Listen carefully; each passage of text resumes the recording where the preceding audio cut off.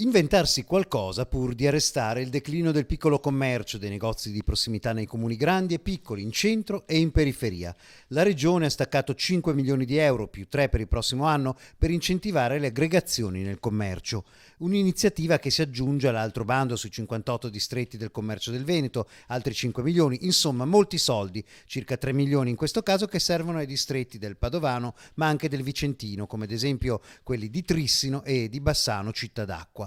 C'è chi si è aggregato per il plastic free, chi per iniziative di arredo urbano, di marketing del territorio, di illuminazione e così via. Tanti progetti, ma forse il rischio di finanziamenti dispersi e a pioggia c'è. È un rischio, ma per fortuna le richieste che stiamo vedendo sia come Regione, da quanto è emerso oggi, sia come Camera di Commercio, sono progetti molto strutturati, fatti bene, sui quali stiamo vigilando, e quindi è un rischio teorico ma che per fortuna nella pratica non c'è, perché si tratta di progetti a beneficio dei territori. L'aggregazione quindi, e non la fusione, viene vista come possibile ciambella di salvataggio per il commercio strozzato dall'e-commerce e non ancora al passo con il mondo 4.0. Attività di vicinato che hanno garantito finora quella qualità della vita che conosciamo, garantiscono sicurezza, garantiscono una funzione sociale importante,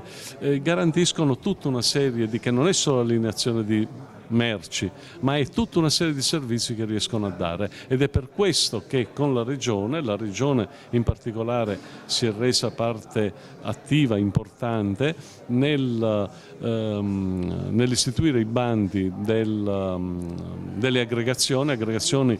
che stimolano le aggregazioni tra piccole imprese, perché piccolo è bello, però stare insieme è meglio sicuramente. Tanti fondi e molte iniziative non basteranno certo a salvare il commercio, ma almeno pongono il problema in tutta la sua complessità.